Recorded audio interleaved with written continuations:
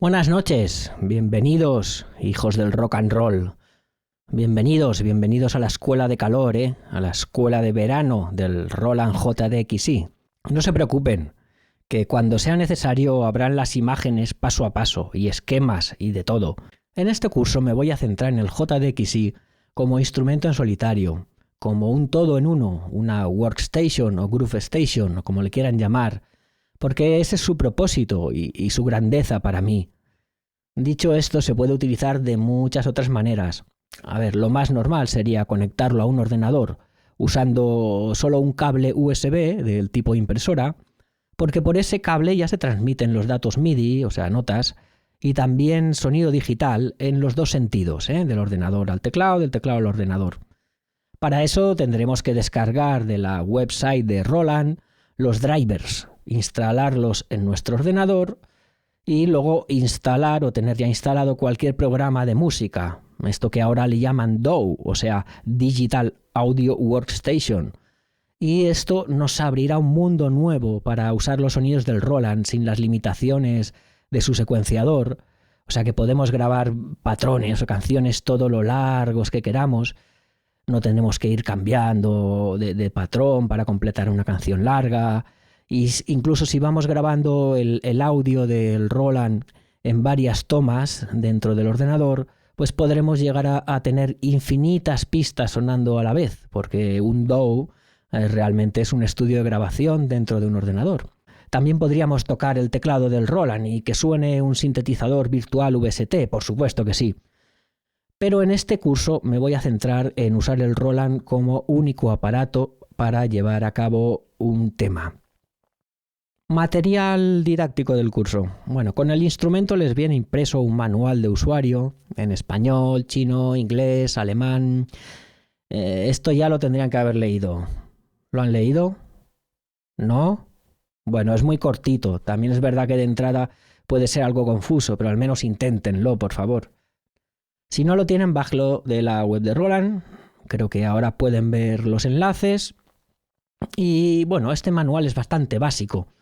Entonces, después Roland también tiene en su web un documento PDF llamado JDXI Parameter Guide, que este ya es el manual completo donde está toda la información.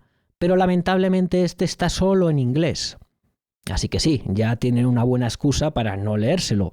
Pero si entienden un poquito de inglés, inténtenlo también.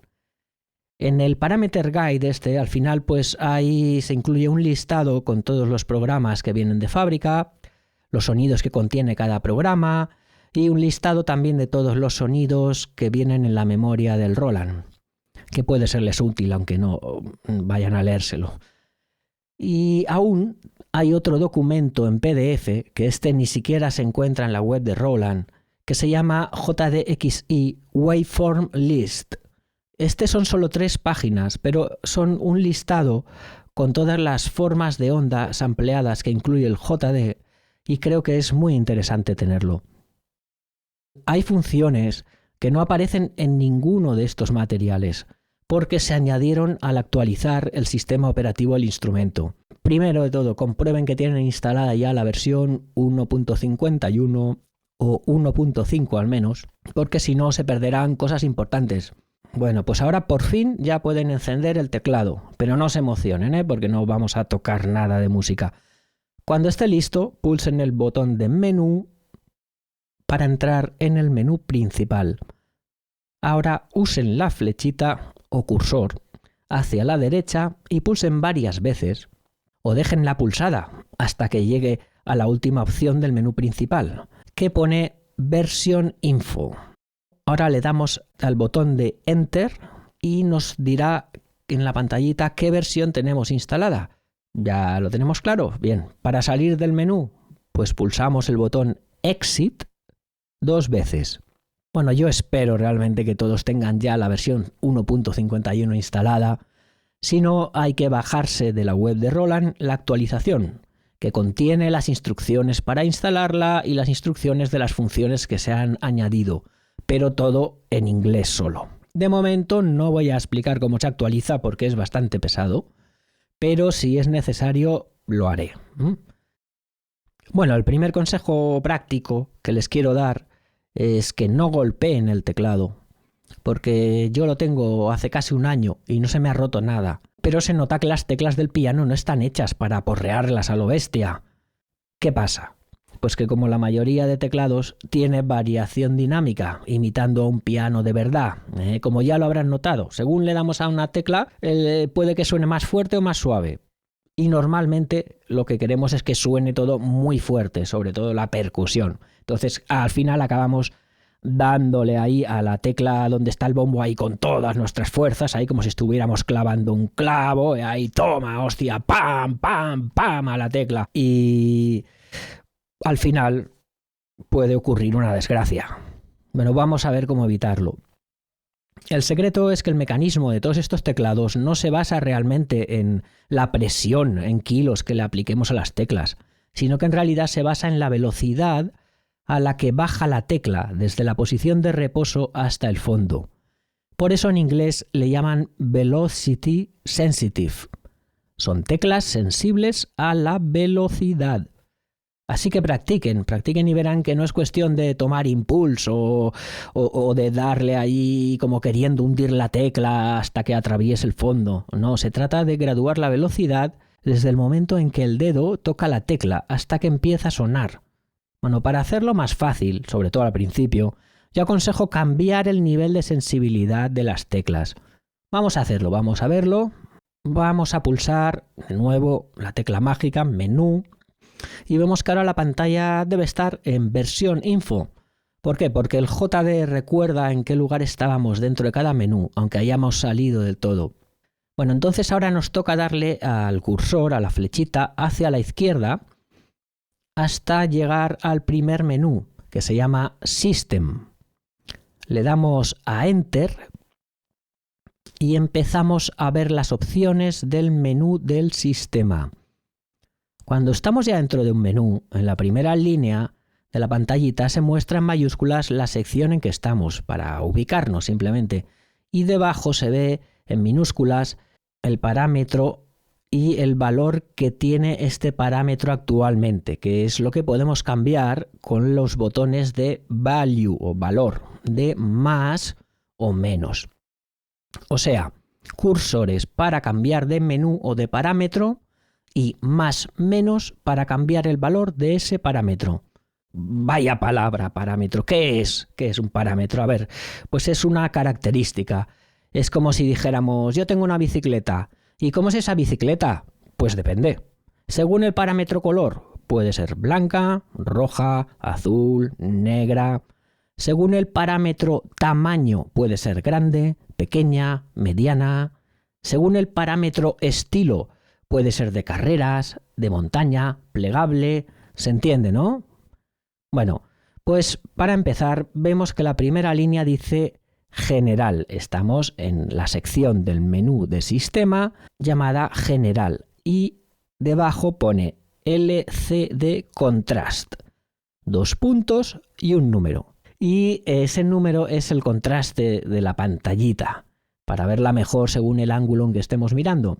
Ya que estamos aquí, pues pueden darle a los botones de más y menos hasta que les aparezca más o menos clara la pantallita. Bueno, a continuación le vamos a dar al cursor derecho 4 veces, o las que haga falta, hasta que en la pantalla ponga en la línea superior Key Touch y abajo Velo Curve, que quiere decir curva de velocidad. Este es el parámetro que ajusta la sensibilidad del teclado. Si le damos a los botones de más y menos para cambiar, vemos que solo tenemos 3 valores o 3 posibilidades. Pueden ser solo light, medium o heavy. Bueno, pues seleccionamos light, porque así no tendremos que darle muy rápido las teclas para que suenen bien fuerte y puede que alarguemos la vida del teclado. Ahora que ya estamos ahí en light, le damos a el botón de Exit 2 veces. ¿Por qué 2 veces? Bueno, una para salir al menú principal, que es un menú de menús, ¿de acuerdo? Y otra vez Exit para salir del todo. Entonces, en la pantallita nos pondrá Writing, escribiendo, está grabando los cambios que hemos hecho. Los cambios que hagamos dentro del menú System, solo dentro del menú System, se aplican a todos los programas y partes del JD y, muy importante, se mantendrán siempre, aunque apaguemos el aparato. Así que esto que acabamos de hacer ya no lo tendremos que volver a hacer nunca más, a no ser que queramos volver a poner el teclado más sensible porque queremos tocar un nocturno para piano de Chopin o algo así, ¿vale? Porque no solo de tecno vive el hombre. Vamos a seguir con la teoría pura y dura. Ya llegarán tiempos mejores, no desesperen. Y vamos a ver la estructura básica del JDXI. Como ya estarán hartos de ver y escuchar, pues tiene 4 partes. 4 partes distintas para generar sonido. Es como si fueran 4 instrumentos diferentes conectados a una mesa de mezclas que tenemos claramente representadas por estos 4 botones verticales. Las vamos a ver de abajo a arriba para variar un poco. Bueno, primero nos encontramos el famoso sintetizador analógico, que es monofónico, o sea que solo puede sonar una nota a la vez. Es bastante simple, pero práctico, sobre todo para sonidos de bajo, como pueden imaginar. En los menús aparecerá abreviado como AN, A-N mayúscula, de analógico, y su canal MIDI correspondiente es el número 3. Esto de los canales MIDI, si no van a conectarlo a un ordenador o a otros instrumentos, olvídense que no les interesa para nada. Bueno, a continuación nos encontramos la parte de drums, o sea, tambores, es decir, un kit de batería. Quiere decir que en cada tecla del piano tenemos un sonido de tambor diferente.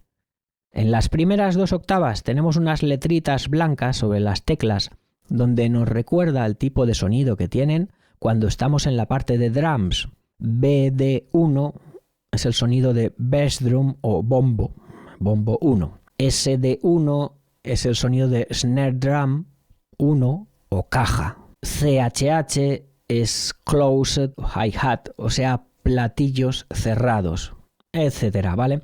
Luego hay otra octava que no tiene letritas, porque en los kits de batería que vienen de fábrica no suena nada en ellas si las tocamos.